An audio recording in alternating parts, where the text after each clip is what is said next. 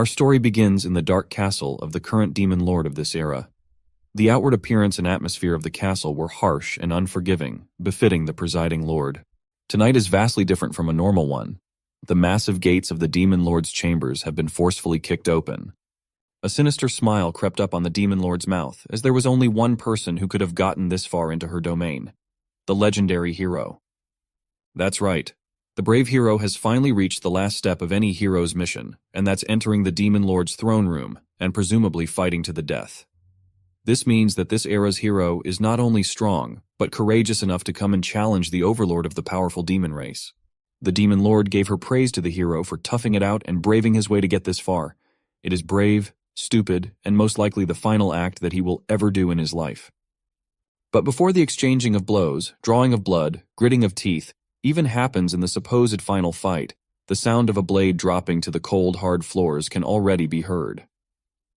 This was not what the demon lord was expecting at all. She was all in on fighting tooth and nail to prevail against the champion of the human race after all. Instead, what she got was a young man with crimson hair and dead eyes, crying while laughing like a crazy person. He looked disheveled and tired instead of the perfect picture of a valiant hero challenging the evil overlord. This guy was stumbling and mumbling his words to just end him now. So, in a bizarre twist of fate, no fights happened that night. The hero was instead pulled into the demon lord's lap as she pats his head with one hand while smoking a cigarette on the other. She asserted that in life, both good and bad things happen. Giving up your own after one or two bad events is never the way to go. She inwardly thought that humans are such cruel creatures, and this boy is evidence of that. They forced a 17-year-old handsome boy to fight against an all-powerful being, a demon lord like her. The poor young man was pulled out from a different world and was forced to risk his own life to protect a stupid king, his poorly treated slaves, and the endlessly corrupt kingdom. And so, this is how the story of a depressed hero and the demon queen started. Where will this story go? I don't know, but it will definitely be interesting. Without any special reason, the demon queen has decided to take care of the handsome young hero for now. She went as far as tending to him, giving him a comfortable bed to sleep on, while she spends her day sitting nearby, just lounging around and chain-smoking. Still, the irony was not lost on her. She was the demon lord of this realm after all. Helping the hero, whose main quest is to ultimately kill her, is a little odd, to say the least. After some time, the young man had finally opened his tired and bloodshot eyes slowly. The first thing he did was ask where he was, and he immediately heard a familiar voice perk up nearby. He thought that he had finally fulfilled his wish to die and was just chilling in paradise now. That thought made him contort his mouth into a weird-looking smile combined with his dead eyes. The demon lord saw this and jumped in fright. This young man had such a creepy smile. Once he finally realized that he was not alone in this room, he also jumped in fright and promptly asked if Madame Demon Lord had also somehow died and joined him in paradise. She quickly dispelled that assumption, though. The depressed hero felt his body's various injuries and reckoned that he was still alive. The next question in his mind was where in the hell he really was. She casually explained that they are in one of the rooms of the Demon Lord's castle, on account of the hero crying so much that his eyes turned as red as his hair, and eventually fell asleep on her lap. That's when the Demon Queen herself carried him over to rest in this room. Now that he was given the rundown of the situation, the next thing he wants to know is when does this woman plan to finally kill him? She lazily answered that there won't be any killing happening. She just won't kill the hero, at least not now. Instead of feeling relief from hearing that he gets to keep his life, he looked even more downtrodden and disappointed instead.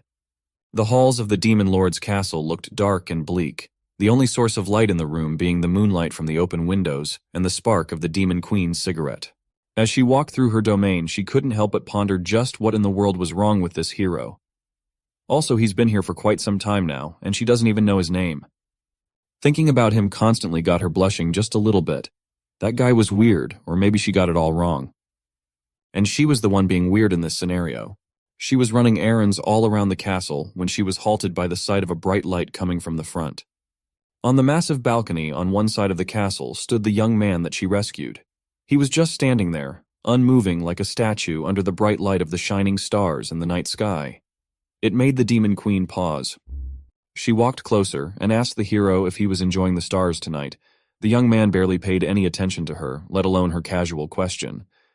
He just gave a nonchalant hi. Then the young man stated that when he looks at the stars, he remembers one of his good friends. To that personal bit of information, the Demon Queen did not know how to respond. She might not know what words to say, but the beauty of the night sky reflected upon her eye and beautiful face were plenty enough as a response. The Demon Queen thought that this might just be the right time to ask the hero his name. The brief look of life in his eyes was gone once again after hearing that question. He had almost forgotten his original name. Everyone in this world just calls him a hero.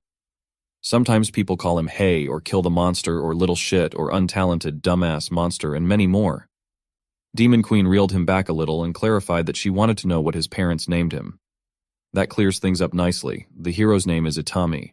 While still looking up at the stars, not letting her eyes let go for a second, the Demon Queen wanted to present Itami with an offer. Hearing those words come out of her mouth in such a sultry voice made the depressed hero blush. His tears were starting to well up again for some reason. She noticed this and was confused once again. It seems like this guy really likes crying every time they interact with each other. Itami started trying his hardest to wipe the tears away, but they just kept on flowing out. It's just that in this cruel world, he was called by his original name only 2 times. He was just glad to hear it again after a long time. She did not think that it was that big of a deal. She did not think that the human world had been even harsher on this young man than she initially thought. Demon Queen wanted to continue what she wanted to say when she was about to call him hero. She made the conscious decision to stop herself midway through. She wanted to call him by his real name, not by the name and title that the kingdom has forcefully thrust upon him, Itami. The sympathetic Demon Queen took a quick step back, turning to Itami with a wide smile that flashed her adorably terrifying monster fang. With her arms stretched wide along with that beautiful smile on that blushing face, her demonic wings did not look so grim at all. She announced that starting today, Itami is free to live in her castle and serve the role of being her personal bodyguard. She promised that everyone would be calling him by his real name from now on. The sight of this supposedly ruthless demon overlord looked more like an angel sent from above in Itami's perspective. Every time she says his name, his broken heart repairs itself bit by bit. And when she finally said that he would be happy here, the tears that were born from grief and debilitating sadness were replaced with tears of comfort and hope. For the second time in his life, Itami's wounded heart and soul began to heal ever so slightly. The emotion-filled night has passed, and the sun has risen on the Demon Lord's castle. Itami and the Queen were walking the halls together. It's a good thing that the demons in here don't know how the hero actually looks like. This way, Itami can freely roam the castle under the guise of a new human ally. That last bit of information came quite as a surprise. He did not know that the demon faction had human allies to the point of making it possible for him to roam the castle without any demon batting an eye. She confirmed that they do have some arrangements with a few selected humans. Besides Itami, there are 3 more people that are formally members of the Demon Lord army, though they are in human kingdoms right now as spies. On an unrelated note, she actually wanted to bring up something extremely important to Itami. She looked at him and only now noticed the sorry state of the young man. This guy was wearing a tattered homeless hoodie and shitty pants. His whole fit was cooked, from head to toe. It was abysmal. The Demon Queen's eyes lingered on his hands. They were full of battle scars from who knows how many death-defying duels that he endured. When she continued scanning him up and down, she just had to ask how many times and when was the last time this young man had even changed his clothes. Itami meekly explained that he hasn't had the chance to change clothes since arriving in this foreign world. That cannot be possible. As far as the Demon Queen knows, the hero was summoned 2 years ago, and the Human King announced his arrival to shock the entire world back then. That was actually false information, as Itami arrived in this foreign world 2.5 years ago. For the first confusing half year in this place, he was chained to a table where a creepy guy conducted painful and inhumane experiments on him, day in, day out. After that torturous 6 months, he was sent out into the world with the merciless king assigning him so many quests that he had no time to even change his clothes. It was so bad that he had no time to even take a bath even if he wanted to. Just when the Demon Queen thought it could not get any worse, Itami just casually dropped a new trauma bomb while they were strolling the castle. She almost teared up after hearing this inhumane treatment of a poor and confused young man in the hands of humanity. Demon Queen felt so bad that she was compelled to give him new clothes. And now that Itami has mentioned it, the smell of death really does follow him wherever he goes, and it was not just in a metaphorical sense. He literally smells like his odor can kill a man outrightly. Before clothes, what Itami needs is a bath, and an extremely urgent one at that. He just smells so bad that even the demonic overlord could not bear it. A sudden Valentine's Day poster in your feed, just to remind all the single guys that even a depressed hero has a girlfriend and they don't. There will definitely be more depressed heroes in reality after this. And to cope with their depression, they will have to go in search of their personal demon queen who will become the queen of their heart. Let's go back to our story. Today's mission is getting Itami a new set of clothes to get him out of his stinky starter kit. There is one castle attendant that could help with that problem. Her name is Saibet, and the demon queen needs her as soon as possible. This tanned, demonic maid with a single horn on the left side of her head was just one call away to attend to her master's demands. Her curtsy might look graceful and full of disciple, but in reality, Saibet is quite a troublemaker.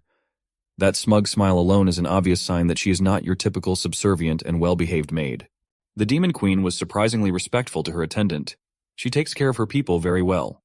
She promptly introduced Itami to Saibet, the demon queen's personal maid and good friend. Saibet respectfully curtsied with grace once again, but the look she started giving him after that was quite sticky and curious. She did not hesitate to get right into his business, trying to touch him while praising his nice-looking face. He might look good, but he looks weak in Saibet's opinion. That's only natural since he's human after all. Saibet turned to the demon queen, expressing her doubts about whether Itami could even last 1 minute. The demon queen and the former hero had no clue about what this 1-minute thing she was talking about. The maid gladly elaborated that there is only one thing that a 500-year-old demon queen needs, and she explained in the most family-friendly way possible through hands. It's about time for their queen to do the deed after all. If she was not being straightforward enough, Saibet just outrightly blurted out that the queen should finally lose her virginity, or be one forever. And if the demon queen does not hurry, Saibet might just go ahead and steal this new boy from her master outrightly, jump his bones and all that, as they say. The demon queen had to hurry up and grab Itami to cover his ears while she instantly gave Saibet a salary cut for being so inappropriate. That stunt earned her minus 1,000 gold coins. Based on her grim reaction, it seems like this was quite a regular occurrence for the unruly succubus maid. And something tells me that it is more or less for the same reason every time. She was reminded of the anecdote that a boss who cuts your salary to minus 1,000 is like a dragon who sheds its scales. It reveals its true form. It's time to go back to the original business of why they even called Saibet in the first place. New clothes for Itami. In this massive castle, they don't really have new clothes that will fit the frame of an average human, but what they have are the demon queen's brother's wardrobe. Maybe one of those outfits will fit the young man. Saibet was quite reliable when it comes to these things. She really thinks things through when it comes to what's best for the queen and the castle. But still, her succubus brain gets in the way from time to time. The exact moment when that happens was pretty easy to spot. It's when a bright blush appears on her tanned skin. Of course, the demon queen can easily read what this unruly maid was thinking in just a single look for a fraction of a second, and she won't hesitate to screw her head back in with a punch when Saibet starts thinking of lewd stuff. Today's clothing mission has led them to the castle's storage room where some of the queen's brother's clothes are quietly put away. There are mountains upon mountains of garments of many different kinds in this massive room. The three of them had to split up in hopes of finding something that will fit Itami. What's surprising is that these heaps of clothing belong to just one person. He must be quite a fashionista. Thinking about it pissed off the demon queen out of nowhere. Right now, her brother's girlfriend likes dressing him up like a doll. That was why his original wardrobe has been thrown to fill up this storage room. Itami was quite worried that the brother would mind if they took his clothes without permission. But the queen was quite certain that it would be okay. That brother of hers never wore these clothes anyways. He just likes to wear that one black coat that she gave him some time ago. Upon quite a decent chunk of time looking through the mountains of fabrics, Saibet finally found something that caught her eyes and could fit Itami. The queen then turned to the former hero and nonchalantly ordered him to undress so they could see how well it would fit. Itami was quite prone to giving in to pressure, so he immediately started undressing in front of the two ladies, slowly exposing his toned body.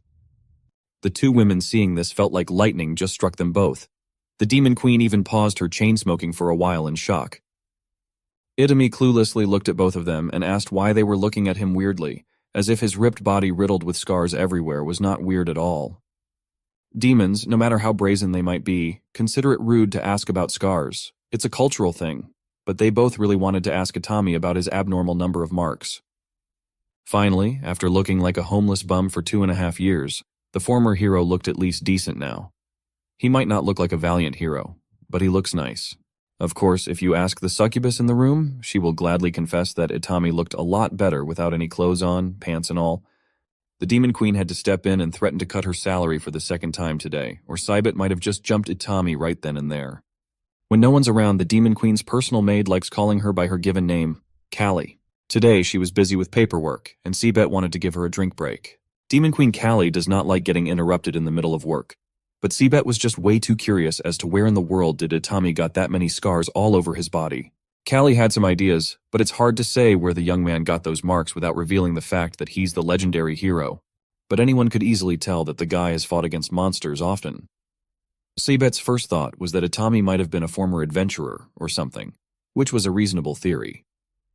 Callie neither confirmed nor denied her personal attendance assumption. Still, as far as Cybet knows, not even a demon can endure that many grisly wounds on someone's body. Besides, the mind suffers from wounds at that scale and quantity too. The Queen did not take that into account. It's just another addition to the pile of anguish that the young man has suffered. She knew all too well that constant battles are dangerous for the mind, especially battling against someone like her little brother. This little detail did not escape Cybet's sharp ears. Callie just slipped up and revealed that Itami had fought against the Queen's brother. Callie did not mince words any longer. She could easily deduce that Itami had fought her little brother at some point in time. Only her little bro could leave someone looking like that. But this was quite a revelation to her personal maid. That just means that Itami is supremely strong. Fighting against that monster is one thing, surviving is another. On top of that, Itami is clearly just a weak human. On that note, Cybet remembered something crucial regarding this subject. Her voice started shaking as she informed the Queen that her brother would be returning to the castle today. If those two meet each other now, there's no telling what might happen. Actually, there's no need to theorize what would happen anymore. What Cybet was fearing was already underway in the lobby of the Demon Lord's castle. Itami and the Queen's brother, who still have bandages covering the wounds all over his body, had already seen each other in this unlikely place. They laid eyes on each other, enemies that have fought and beaten each other within an inch of their life. They held neither animosity nor fear. But Lil Bro was not going to let this human roam the castle casually like this. He told Itami to call his sword right this second. They had a gentleman's promise between them. Itami swore that he will kill himself. For a moment, a different kind of smile surfaced on the former hero's face. He then raised his scarred hand to call his blade Sagi. He remembered the promise they made to each other. The legendary blade, Sagi, came bolting through the halls of the castle with incredible speeds, eventually finding its rightful place in Itami's hand. It's about time they fulfilled that promise between the two of them, whatever that may be. It was nearing dusk, and the two men went outside of the Demon Lord's castle to settle their differences. The way they would do it was as straightforward as it came. Itami was obviously nervous as he stumbled over his words. He started the countdown, priming his hands forward as he counted from 3. The Queen's brother looked him directly in the eye, seemingly sizing up the former hero as he counted down to 2. Dark circles were apparent around Itami's eyes, but there was a new luster of life in them compared to when he first barged into the Demon Queen's throne room. He counted down to 1. He began the fight by ordering his legendary sword, Sagi, to jump right into the fray. It was so fast that it whistled through the air, the blade swerving unpredictably, making it incredibly hard to avoid. But Lil Bro was quite a skilled fighter. He was a monster of the Demon Lord's army, after all. He casually jumped and hopped onto the legendary blade like it was a skateboard. Still, this was not the way to deal with a flying sword at all. He was now riding the blade, but its speed did not decrease even a single notch. Itami was awestruck by how bizarre Lil Bro responded to his fast-paced attack as he called Sagi back to his hand. Both fighters were quite absent-minded in this fight. They did not make the moves they would have otherwise made to neutralize the opponent. They even made the amateur mistake of accidentally bumping against each other once Sagi was beckoned back. Now they both lay on the ground. There weren't any significant injuries this time around. All Lil Bro and Itami could say was, "Holy shit." Sagi was also strewn on the dirt between them. There was a knowing silence between the two fighters for a moment. Then Lil Bro started smirking as if he were stifling an incoming laugh, until he could not hold it back anymore. He started laughing as if he had never experienced anything funnier than this stunt in his life. He knew that this young man with crimson hair did not even try to dodge the incoming collision between them when he was perfectly capable of doing so. Lil Bro was holding his stomach, dying laughing at the thought of such a sloppy second-round fight when their first one was anything but. He continued to laugh while Itami's mind reeled about what he had just done. He really didn't dodge, in fact, he didn't even try. A second later, the two fighters were both dying laughing at the ridiculousness of everything between them. They didn't even know what was funny, but it was something that only the two of them shared. When the laughter slowly subsided, Lil Bro tapped the former hero on the shoulder and called his attention. They looked each other in the eyes, and it seemed like there was this special bond of brothers that survived a terrifying ordeal between them. It was like they knew each other on a profoundly deep level. Lil Bro finally spoke honestly and told the former hero that he was glad that Itami was alive. It had been a few days since the young man had cried, but here he was again. Hearing those words from a supposed enemy made tears born from a special connection cascade down his eyes. These past few days or months or however long it had been, it seemed like he had no control over his tear ducts and emotions at all. But today was different. He was in control, and he chose to let it all go. It was just like that night on the balcony with Demon Queen Callie. Lil Bro called him out for crying like a little girl, but he got it. Meanwhile, two pairs of very suspicious eyes were clearly trying to peep from behind the foliage. Seabet was extremely confused. Just 2 months ago, these two almost killed each other to the point of morbid wounds and scars. But now they were talking like good friends, reuniting after a long time.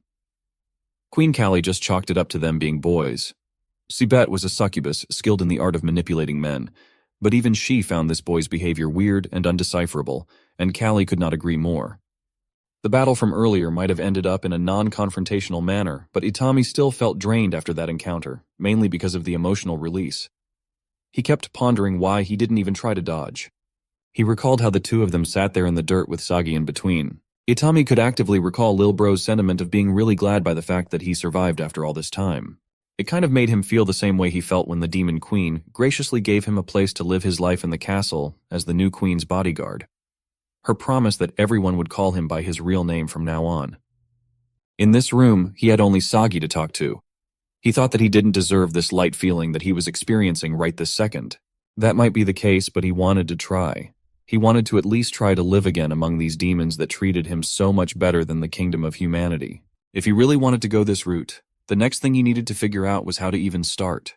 At this juncture, he sat up as he was reminded of what his mother once said to him back in the day. A live person is a happy person. It was a pretty simple thought, but it could not be any more difficult to figure out for someone like Itami and his mountains of trauma and baggage. He knew that he was alive, so that was pretty much solved, but the trickier part to fathom was how in the world he could be happy despite everything he experienced. At that moment, the legendary blade Sagi seemingly heard his dilemma and decided to respond in kind. It started emanating light from the gem on its hilt. Itami looked directly into the light, shocked at this surprising development. He was shown a vivid image of a little girl feeding a rabbit beast with a toothy grin, even though she was missing a tooth. The girl called him Brother Hero and asserted that happiness comes from giving and not receiving. Just look at her smile and how big it is, despite not having perfect teeth. She doesn't care at all because she's just so happy to have fed this rabbit, to help a helpless being. Itami felt his head cleared up of any clouds. The answer was right there all along. Sagi just needed to guide and push him to it a little bit.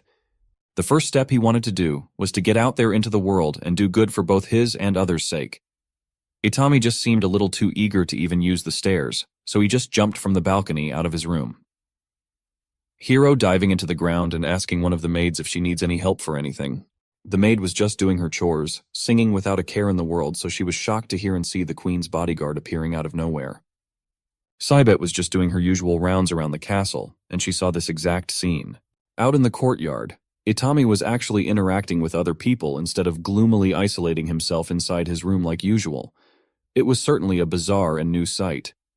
She quietly watched from a distance as the young man bashfully helps the maid with her chores. The green-haired maid was very into it. She was practically swooning as fireworks exploded in her heart and head. While Seabet was watching from afar, the first thing she thought about was Demon Queen Callie, and how her boy almost got stolen right under her nose. As if the exchanging of words and intimate glances were not enough, the two had already graduated to gradual physical touch in no time. Another day, another new shenanigan in the peaceful Demon Lord's castle. Demon Queen Callie didn't even know what she was looking at in this situation. She just asked her personal maid, Seabet, if this thing was really necessary. With a grim expression on her face, the succubus resolutely answered that this was a matter that needed to be addressed as soon as possible. She even went as far as essentially abducting poor Itami, securely tying him to a chair and gagging him with tape. This whole stunt looked utterly ridiculous to the queen. Seabet just wanted her boss to wake up to the fact that her boy almost got stolen by another girl, another maid in the castle. Callie didn't even know what this succubus was talking about, nor did she care too much. The maid felt sorry for her master. Sure, she was the great demon queen adored by her people and feared by the enemy, but she was such a foolish woman. To this, Callie threatened to cut the maid's salary in half, but this type of intimidation tactic would not work anymore. It had gotten to the point that she could not cut what didn't exist anymore. Itami had lived in the Demon Lord's castle for only 2 weeks now, and in that short span of time, he kept on doing selfless deeds that led to the establishment of a fan club of some sort. The members included the maid girls and even the queen's little brother. This time, it had become clear to Callie just what was at stake. She finally saw what her personal maid was so desperately trying to make her look at. With these 2 fearsome women teaming up, it was not looking good for our boy. Seabet had an inkling of an idea. She read somewhere that if they cut a male creature's balls, he would become calmer by nature. Callie was blinded by the rage that was building up. She agreed that Itami did not need those balls anyway. Seabet was just glad that her master was finally on board after being so blind for so long. The duo immediately set out to find scissors. Itami was already freaking out as he heard this ridiculously unhinged conversation. He was helplessly bound and gagged, so he could not even scream when the 2 finally decided that they would just use a sword after failing to find scissors. Meanwhile, Lil Bro and his tall blonde girlfriend were visiting and paying respects to someone's grave not far from the castle. It was at this moment that he felt a tingling sensation. The brotherly connection he shared with Itami made him feel as if something was incredibly wrong. This prompted him to cut the grave visit short as he needed to go right now, and fast. Somehow, someway, he knew that his friend needed him. So Lil Bro ran as fast as he could to reach the castle right away. Inside the Demon Queen's office, the 2 women were still debating on the exact method to cut Itami's balls off. They feared that if they used a sword, the young man might die as humans just have inherently weak bodies. Unbeknownst to them, Lil Bro had already snuck in. He tried his best to figure out how to untie the bindings, but Seabet was just too good at it for some reason. He did not even know what Itami did to deserve this treatment. Callie was starting to consider just leaving the former hero tied up for the rest of his life so they wouldn't have to cut his balls off. That plan might not work, though. Lil Bro was just dragging the whole chair to get out of this place first and foremost. Seabet wanted to propose another plan, but Callie already knew that it would most likely be lewd, so she stopped the maid from elaborating further. The next day arrived, and it was as if the almost neutering event had never happened. Itami was lounging around the castle halls, looking at a lone flyer posted on one of the imposing pillars when Queen Callie happened upon him during her usual rounds. He was so engrossed in reading the flyer that he didn't even notice the queen until she spoke up and asked him what he was looking at. The former hero was extremely fascinated by the fireworks flyer posted up. He didn't know that demons celebrated the fireworks festival too. It turned out that it was an interracial holiday celebrated by all. Every race on this continent had its own version of the fireworks festival. That's because on this day, everyone remembered those who were no longer with them in this world. Death was a universal experience, so it was only fitting that everyone celebrated those who had passed. Itami was clearly fixated not just on the flyer but on the event itself. Queen Callie could see that. So, she went ahead and asked the young man if he wanted to go to the festival without a second thought. Itami answered that he would like to, but he had the duties of serving as Callie's bodyguard, sticking to her closely at every waking hour. At times like this, he should be ready to protect the queen in case something unexpected happened. Callie was kind of surprised to hear something very logical from this boy. Still, she knew that he badly wanted to go to the fireworks ceremony. Looking at his hands, he was even clutching a recipe for a firework tightly. She inwardly thought that Itami must have really wanted to go for some reason. Of course, there's a reasonable compromise to this. If he couldn't go without her, then they should just go together. The look in his eyes was quite dim, as if remembering something or someone. Demon Queen Callie started blushing at the fact that if she brought up the possibility of going to the festival together, it would totally look and sound like she was asking him out on a date. Thinking that it wouldn't be too bad, she just brute forced her way out of the awkwardness and blurted out the question of maybe going to the fireworks festival together. She sounded composed, but her blush told a different story. She continued that since she also wanted to go to the festival, they might as well just go together to diffuse some of the thick tension. Now she wasn't the only one blushing. Itami was getting red up to his ears too. It seemed like the plan was locked in. But first, they needed to give that firework recipe that Itami was holding so tightly to the demon firework master. This whole interaction was, of course, under the scrutiny of 3 very familiar figures hiding inside a potted plant. Lil Bro felt like his ears were lying to him. Hearing his big sister ask someone out like that was surreal. Sabet assured him that they heard it all correctly. The Demon Queen was going on a festival date with her bodyguard. So, Operation Kali X Itami was underway. It had just started from this minute forward. The agents even had cool sunglasses to go with the covert operation. The Demon Queen and the former hero left the castle and headed to the outskirts of the demon territory where the famed Granny Hang resides. She was a sweet old demon woman. If you see an old-looking demon, then that must mean that they must really be old by human standards. She just turned her head lightly and greeted the demon lord. Callie pushed Itami as she stated their purpose of visit, to order a firework for the upcoming firework festival. Her bodyguard already had the recipe in his hands. Itami promptly showed Granny Hang the tattered firework recipe. It looks like it has seen better days. There are red stains all over the paper, which I assume were blood. Granny Hang was pleased at the sight of such a traditional recipe. She's been making fireworks for festivals for 500,000 years now. And in that massive time frame, she could not even remember the last time she made a firework for a normal human. Itami is a polite boy. He respectfully handed the recipe to the old woman, thanking her for doing this favor. But before he could finish blurting out his thanks, the granny demon had already brought out a strange apparatus to nick him in his hand. Queen Callie forgot to inform him that this old demon uses blood in making her fireworks. That's why she drew some from Itami in the blink of an eye. The granny already had a feeling that this particular firework would be interesting. She turned her head to her two visitors, curious as to what in the world is the Demon Queen doing with a human out in the open. What the granny saw was the two likely lovebirds tending to one another. Itami was still shaking in shock while Callie blew on the tiny nick in his finger. While synthesizing the would-be fireworks, the granny posed a question to the two. She asked the kids if they knew how the demons started to celebrate the firework festival. Itami confidently answered that he read somewhere the fact that 500,000 years ago, the first king of the human kingdom made the first fireworks. That earned him a quick and loud disagreement from the old demon. She continued that the story about the first king of humans was made by dumb humans for dumb humans. Furthermore, that pesky human race is always trying to appropriate the accomplishments of demons as their own. While she finishes up this explosive, Granny decided to tell these two the true story of the beginning of the firework festival. And it all started a long time ago. It was so long ago that the whole continent could still be considered a peaceful place. The events that led to the development of modern-day fireworks started one night 500,000 years ago with a demon girl lounging around an open field. That open field is now referred to as the Demon Kingdom's territory. The demon girl loved laying down on the serene grasslands while taking in the sight of the beautiful stars. It was perfect. The night sky was gorgeous. But if she was asked to change one thing, she would love to bring the stars a little closer to her. As if God had answered that request of hers, a bright light started flying through the air. It looked like a star that was trying to rise up and join the other ones up high. And then it exploded in a booming manner. The small light it once emitted was scattered all over the skies, right above where the demon girl was looking at.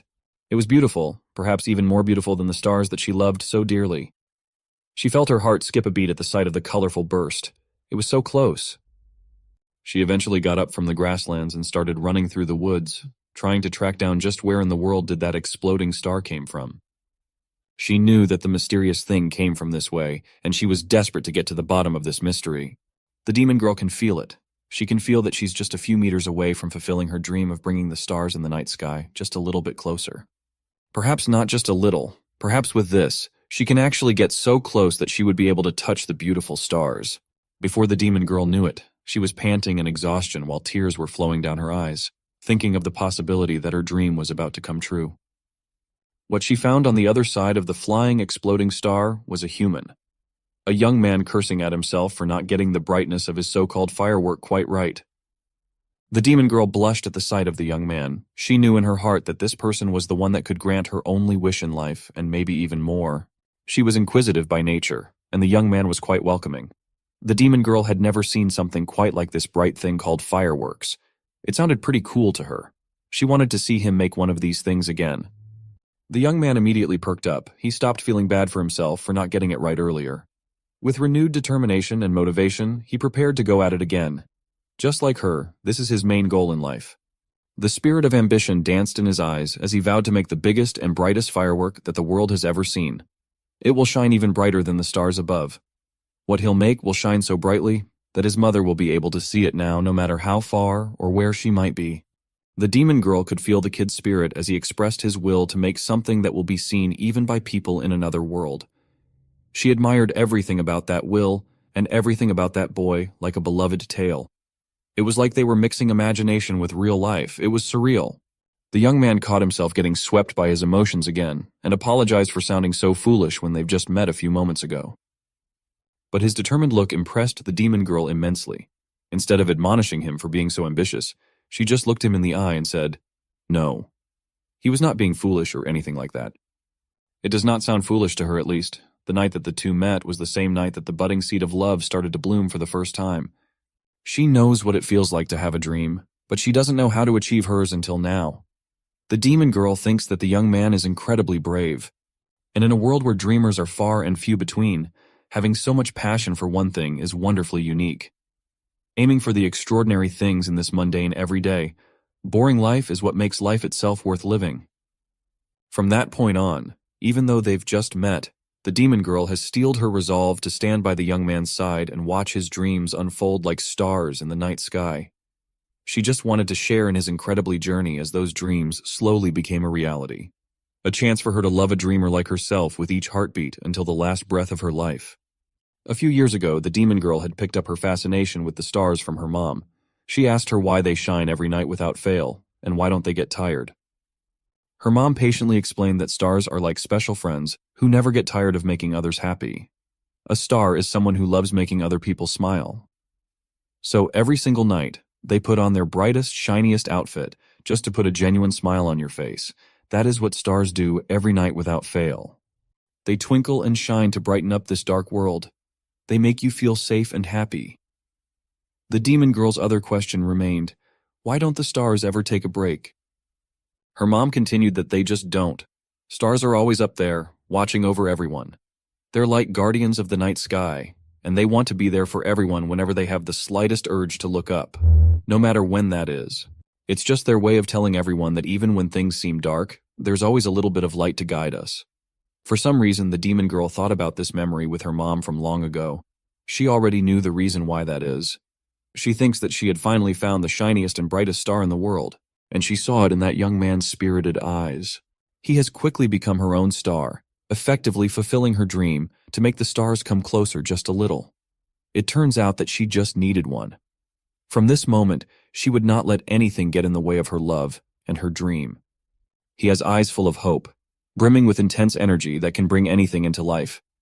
Sure, he might be a little bit of a show-off and try hard all the time, but he perseveres, and that's what matters. In that sense, he is strong. Stronger than most. He was kind, always smiling while doing all sorts of things. He finds happiness in all the little things. So she tries to help him with everything that she can offer. But reality is cruel. Life can only give you so much, and the demon girl can't help the young man when it comes to a lot of things. He works hard. He works hard for both of their sakes to the point of passing out in exhaustion at times. She tried her best as his wife, the love of his life. She supported him with all the strength she could muster. He was her dear star after all. The demon girl loved the young man for a long time. She loved him until he was an old man who could barely walk a few steps, and she still looked like a young demon woman. She loved Izumi the firework maker until he finally finished what he could confidently say was his life's work. Even with gray hair and a wrinkled face, the man's eyes never changed. He still had the eyes of a dreamer, the eyes of someone who wanted to give something extraordinary out into the world, until he was satisfied to call what he made a true firework. His eyes might still be brimming with light, but his body has gone frail. Every so often, he needs to take a rest under the shade of the woods where the lovers first met. The demon girl told him not to force himself too much so many times already, but Izumi's still young at heart. But the detriments of time were not lost on him. He knows this loving wife of his has been constantly worrying about him these days. He could not find the right words to thank her enough. Countless thank yous will never suffice for the love and care that she gave him for many years. Even after all this time, the demon girl still blushes whenever Izumi is being nice to her. Tonight was the night. The husband and wife were just waiting for the sky to darken and the stars to come out and play. They've been together for decades, yet the demon girl still feels comfort when resting her head on Izumi's once wide and strong shoulders. At his twilight years, Izumi could not help but remember his mother and the house they lived in. He remembered how she was always smiling when looking at firework displays. He was certain that his mother's smile was brighter than any other firework in the whole world. But the nagging question in the poor young man's heart was when his mother would ever look at him like she used to look at those fireworks. For a long time, fireworks did not make Izumi smile. They made him weep in sorrow instead. Fireworks symbolized the uncertainty of his life.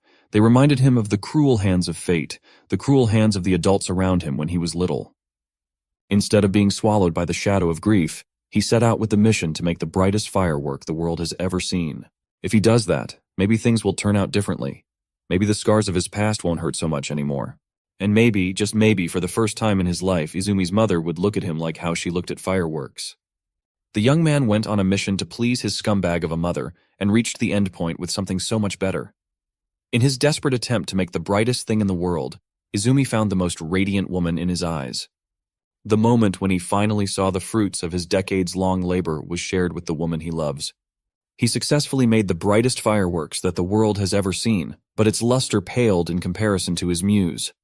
As Izumi's heartbeat slowly fell out of sync, as the inevitable father time finally started catching up to him, he did not even look at the skies to see his masterpiece. He just looked at his wife's beautiful smile. He trembles as breath becomes ragged and his heart loses its rhythm. The last thing that Izumi the dreamer saw was the most beautiful thing in the world. Brighter than any firework he could make, brighter than any stars in the sky, his wife's genuine smile. Her eyes are full of love and devotion. Her mouth that never stops speaking encouraging words. Izumi had a tough start in life, and he ended it with a beautiful explosion. The demon girl got close to the only star that mattered, but time and life cruelly took him too soon. When the fireworks died down, she was left with the cold, dark night. No star in the skies could ever compare. Izumi has died with a contented smile on his face. He died a star's death. Now she is all alone, back to square one, back to the days of not having anything to strive for, back to a life without her star. Before totally succumbing to the wheels of time, Izumi managed to scribble down his last thoughts for his beloved. He expressed gratitude for the time they spent together. His last wish is for his ashes to be turned into a firework. The demon girl didn't know what to make of it. It was all so sudden. One second they were sitting together, the next she was alone. The next few days were a blur. She was in a constant state of confusion and disbelief. The next thing you know, she was back in the house, burning Izumi's remains to get his ashes. She carefully followed the recipe that he learned from the years of watching her husband do the painstaking job of firework making. She fulfilled his final wish for his ashes to be turned into one last firework. In the woods where they first met, she quietly lit up a small arrangement of her husband's final will. The demon girl did all the motions right. She did everything without even thinking about it. It was like she's on autopilot. Izumi's soul, his ambition, his dream, his life, everything has been packed inside 3 tiny explosive vessels. His final explosions were not particularly massive. They were not particularly bright. They were modest. They were vulnerable. They were made with grief and love. It was Izumi's final contribution to the world. The demon girl watched as that young man she fell for instantly turned into nothing but a colorful memory. And when the colors died down, she was left with nothing at all. For the first time in a while, she had a different reaction other than the catatonic state that she was in. Her hands trembled while she reached for her face. The tears, the pain, the love, the longing, and everything in between. Everything came crashing down like an explosion of one massive firework. She was devastated. It took everything in her power just to stay upright. When everything had been released, she was left an empty shell of her former self. The demon girl, if you haven't figured it out yet, is named Hang, as in Granny Hang. Izumi was the one who taught her that where he was from, in a different world, people shoot a lot of fireworks once a year. He eagerly told her the story about how his mom was the happiest person in the world when that day comes every year. And when his mom was happy, Izumi was happy too. Izumi had long since connected his love of fireworks to his mom. It sounds stupid, but that was the only thing pushing him forward back then. Hang remembered Izumi saying that thanks to fireworks, he can still remember his mom's face. And maybe through fireworks, Hang will be able to do the same to him. Back to the present, thousands of years later, Granny Hang has concluded her story of how this day helps demons to not forget the faces of those they loved a long time ago. No matter how much time passes since a special person has perished, the fireworks that you both looked at will never let you forget their face. Any important person who you lost a long time ago will be alive in that brief moment of beautiful explosion. That is why firework recipes like the one that Itami carries are made. The bright light of the firework made from his blood, and this recipe will bring the person back to life for a moment. Just a little moment while the fireworks fire colors the sky with its hue. Just as the story concluded, Granny Hang, handed the former hero the firework that he wanted to make with that tattered recipe. With this thing, he'll finally be able to see his teacher again. That woman was crass. She likes to refer to Itami as Idiot Boy, back when they haven't even been introduced to each other. Today is the day that Operation Kali X Itami goes in full swing, with Lil Bro leading the charge. Tomorrow night is the official start of the mission, the night of the fireworks festival. Lil Bro is taking this quite seriously, with Sabit and his girlfriend forming the rest of the team. There is only one main goal. Lil Bro chose to demonstrate that goal using his unsettling voodoo dolls of his friend and big sister, making them kiss vigorously. The queen's personal maid is all in. She thinks it's a perfect idea. Lil Bro's girl, on the other hand, feels quite queasy at the thought. She's quite shy. This was a perfect plan if it were not for one significant and glaring problem. Pulling out his unsettling voodoo dolls again, he started ramming the two against each other in frustration at the fact that Itami and Kali are not making any effort to kiss by themselves. The first step of the task force is to figure out just why these two young and good-looking couples refuse to engage in some lip-to-lip action. When Lil Bro asked for ideas, the first thing that came to the succubus's mind was that maybe the demon queen does not like the size of Itami's package. Hearing this made Lil Bro's girl blush to high heavens.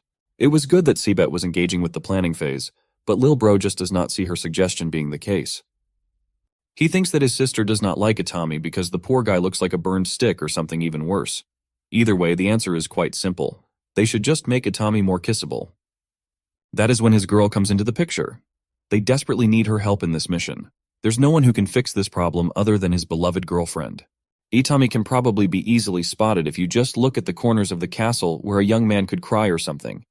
It is Lil Bro's mission to find and make Itami more presentable. After getting the fireworks dedicated to his teacher, Itami could not help but reminisce about his experiences with her. Like that night in front of the bonfire after a bloody battle. The legendary blade, Sagi, was covered with the blood of enemies that the hero just slaughtered. Even up to that day, his teacher still liked calling him an idiotic boy. She just refused to call him by his name, or even hero for that matter. This woman just looked at him like he was a clueless waste of space sometimes. Her crass tongue was quite harsh at times. That night she asked him who he really was. Itami was quite new to this world back then. He didn't even have the countless scars on his body and the gnarly mark on his face. He just answered that he was the hero. This was back when he still held pride in being dubbed and labeled as humanity's champion, the hero, when he believed that he would be the one to kill the demon lord and save the humans or something idiotic like that. He was full of life and motivation back then, and the green-haired mentor just looked at him with pity in her eyes. Then upon realizing that he was serious, she stifled laughter by sucking in air, not letting the rude amusement go. But she ultimately failed to contain the incoming chuckle. She laughed so hard that she started crying. When asked why the hell would she laugh at his mission, she just dismissed the pissed-off Itami as it was nothing. She just felt like laughing. Back to the current day in the Demon Lord's castle, Lil Bro's girl is disgruntledly roaming the halls in hopes of finding that bodyguard. She doesn't even like the guy, and she was supposed to make him kissable somehow. Actually, she hated that young man with a passion. Every time she thinks about the state that her beloved was in after his duel with Itami, she feels weak, and then the anger takes over. She hates that new queen's bodyguard to the bone for what he did to her man. Add to that the difficulty of finding a person in this gigantic maze of a castle. She could not help but tremble in rage as she pulls on her hair in frustration. After yapping and trying to control the sea of anger that she was feeling, it was like the heavens did not want her to lose control. Itami was just standing there in front of her, lounging around like an aimless zombie. Fast forward to the night of the fireworks festival. A handsome young man with newly trimmed hair was standing amidst the bustling crowd, seemingly looking for someone. It looks like Lil Bro's girlfriend did a magnificent job in making the former hero just a little bit more kissable. With a new fit and fresh cut, he looked much better than when he initially entered the Demon Lord's castle, looking like a homeless bum. The lights of the festival were bright, but the discernible darkness in the young man's eyes was still visible. He looked a lot better, though. He kept on remembering his mentor. That night when she asked him who the hell he was. His reverie was broken when a sultry voice broke through the murmurs of the crowd, calling on to him, calling his name. He turned around, still not used to the fact that the demons around him were kind enough to use his actual name. As soon as he laid eyes on the owner of the sultry voice, he felt his eyes dilate and his cheeks become a little warmer with blush. Demon Queen Kali was out of her usual combat armor attire, substituting it with a traditional festival robe. It was the first time that he saw her in a different outfit. His change in the drip and hairstyle department also did not go unnoticed. The Demon Queen was surprised. Itami nonchalantly replied that he did get a cut. He has her lil bro's girlfriend to thank for this one. For some reason, Queen Callie was still harboring some deep, deep hatred for that girl. She likes calling that tall blonde a bitch. Just when the confused Itami was about to inquire about that choice of words, the queen was already rushing to his side. Callie was quite strong. She's a demon overlord after all, so she could just easily drag her bodyguard through the streets to avoid talking about that hateful blonde. Amongst the crowd, that same woman was just standing menacingly near one of the festival stands. It looks like she also decided to wear a traditional robe. You can never see her eyes under those egregious bangs, so it is quite difficult to figure out just what she was thinking at any given moment. But at that moment you could tell that she was furious with what she heard. This was the gratitude she received for her efforts. A few days ago, Lil Bro's girl essentially abducted Itami while he was roaming the castle halls like a zombie to give him a forced makeover. While she had him strapped to the chair, Itami did not know what was going on. Her mind was stuck on the image of her man's condition after that horrible fight. She had her scissors ready. It was supposed to be for cutting hair, but there were brief moments when she had the urge to just cut or stab Itami on the neck. Meanwhile, the former hero was just behaving politely. He was getting a free haircut after all. It's also too quiet in the room. He thinks that he should maybe strike up a conversation. Her thoughts were vastly different, though. She got murder on her mind.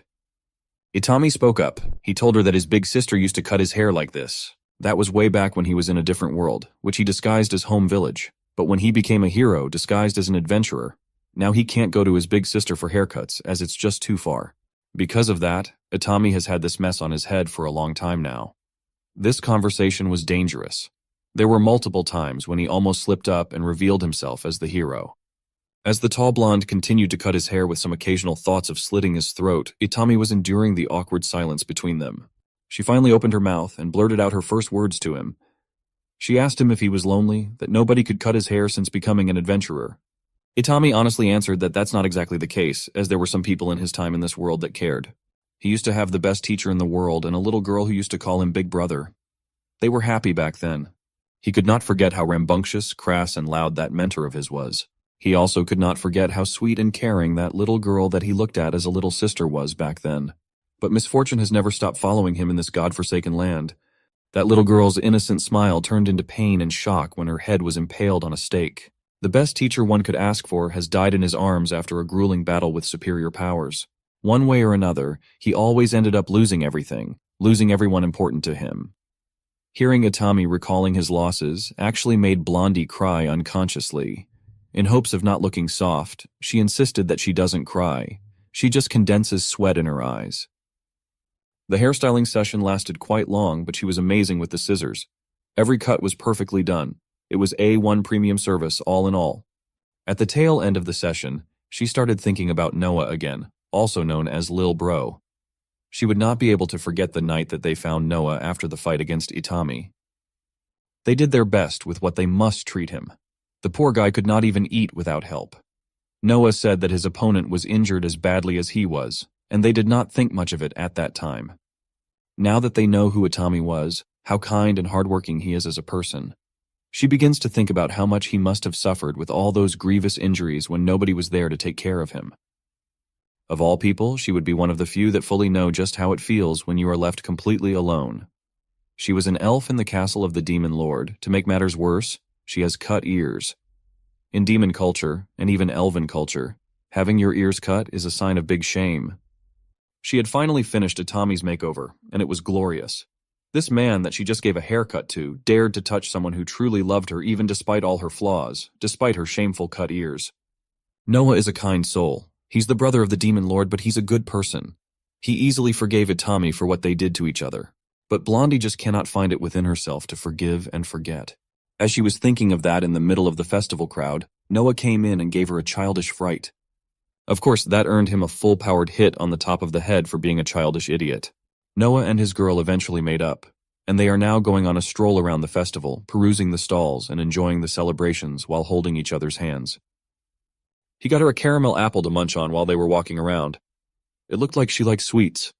For some reason, she wanted to look at Noah from the side, her cut left ear protruding out of her hair. But she was not the only one bearing the cut of shame in the vicinity. Noah had it too. Both of their left ears were shamefully cut for some reason. Noah called her attention while she was busy staring into his left ear. With his usual laid-back tone, he admitted that she did a good job in making Itami ultra-kissable. In fact, she was so good that even Lil Bro himself wanted to give the guy a kiss. But on a more serious note, this means a lot to Noah, and he was grateful to his girl for going through with it even though it was a tough ask. He knows that she hates humans, especially ones that dared to hurt her loved ones. She still went through with the assignment to help his friend, and Noah could not appreciate it more. In that moment of genuine words, she could not help but blush. Noah may be childish at times, but he can be quite mature in his own right. Moments like this one make her remember that horrible memory when she was captured by human poachers. Those people are messed up in their heads. They wanted to try what elf ears tasted like. Her family does not have enough money to buy her back, so the kidnappers were essentially free to do what they wanted to the little elf girl.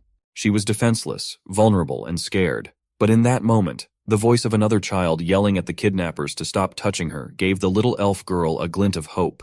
The kidnappers almost forgot that they had another captive in one of the cages. They caught this kid with other demons near the border of human-demon territory. It was a young Noah, a demon child that was evidently tortured throughout the span of his stay in this hellhole. The kidnappers agreed to take their grubby hands off from the elf girl, but they would need to eat something else for that to happen. Their counteroffer was that they'll just cut and eat Noah's ears instead. These kidnappers knew the cultural significance and shame that demons hold for those that have their ears cut. The kidnapper held up the elf girl in front of him, asking a little kid if he was ready to take on that shame for the sake of an unknown elf who was essentially abandoned even by her family. Noah does not even have to do anything anymore. His family is royalty, so they've agreed to buy him back. The kidnapper added that his father will be very disappointed when he comes back to the castle with the mark of shame. But even as a kid, Noah was as decisive as one can be. His father taught him that a demon's role in the world is to help weak creatures. And looking at the eyes of that poor little girl, there's no one in this place that needs help more than she does. Even if it costs him a life of shame, even if they take away his honor, even if it hurts like hell, he will gladly refuse himself as a proud member of the royalty. Noah will clench his teeth and take the pain silently as a true demon.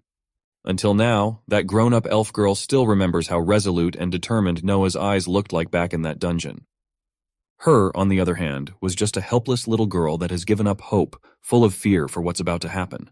Those painful memories have never left her mind even until now. Every day that passes by, the gratitude and love she feels for Noah continuously grow. She would do anything for this man. Back to our main couple, Callie and Itami have gotten out of the chaos of the main street where the festival stalls and the people were clamoring. They both prefer the quiet of the cliff above the market. Besides, this is the best view to watch the fireworks. It should be starting soon, but it looks like they arrived a little early, so they will need to wait just a little bit longer. Before the fireworks even started, the night sky was already putting on a show as a meteor shower started raining down. Itami stared at the stars intently, moved by its vastness and beauty. Queen Callie did not do the same. She wanted to look at her bodyguard. She wanted to figure out what he was thinking. While she was lost in thought, looking at the young man, she started to recall their first meeting for some reason. Itami looked like a homeless bum, but what's more striking was how he looked like a lost soul that just wanted his suffering to finally end. Without thinking much further, Callie decided to ask him why he wanted to die that day. Itami took a pause for a moment, thinking of how exactly to answer that extremely loaded question. He finally opened his mouth and just answered the first thing that came to mind.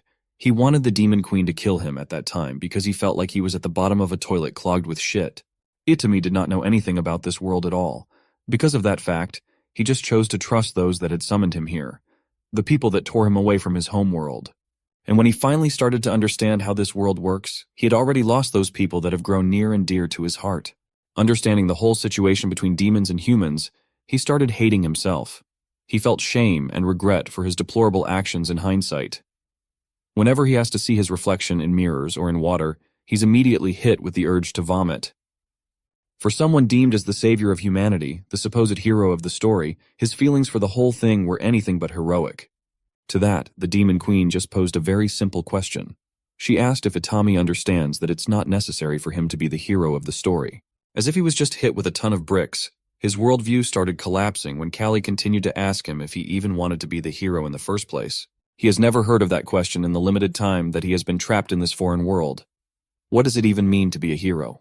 Itami started spiraling until he eventually found himself recalling his time in the big city, in his home world with his sister constantly calling him her hero. but in an entirely different way of being one in the new world. She calls him a hero whenever he saves her tummy with his amazing cooking. He always insists that she should not thank him for things like this, as she has been working 2 jobs just so they could survive. This much is nothing compared to what she has been constantly doing for him their entire lives. His sister loved him very much. To her, there is no one kinder and cuter than her baby brother. Likewise, she believes that she's just doing what a big sister was supposed to do. She's even sad that she can't do more and provide more.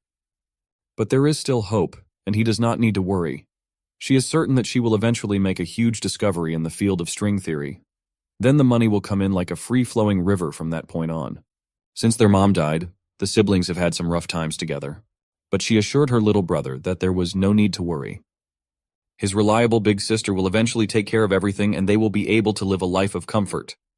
It was at this very moment that the event that drastically changed the course of the siblings' life took place. The whole tiny apartment was filled with bright green light. And Itami was the source of this anomaly. Bit by bit, his body was consumed by this mysterious green light, seemingly consuming him from head to toe. The last thing he did before being transported to another world was call out to his sister with fear plastered all over his face, confusion in his eyes. The view of the apartment and his reliable big sister was slowly replaced by the view of a massive room that almost looked like a cathedral. Then came the grating, pompous voice of the man that made his life hell for the past 2.5 years. The man called him the name that would stick and make him sick to the stomach whenever he hears it. Hero? A foolish king with all the wealth, prestige, and authority in the kingdom. The man that would kill his will to live has summoned him to have the so-called honor to save the kingdom. Looking back, one of the first things that the king had ordered him to do was be grateful that his life had meaning now. That alone should have been a massive red flag. He did not ask for this, he did not know where he was, who this arrogant prick was, and what the hell happened to his sister. That's how he ended up in this magical world, and the rest of the story of our depressed hero will be coming soon. Don't miss it.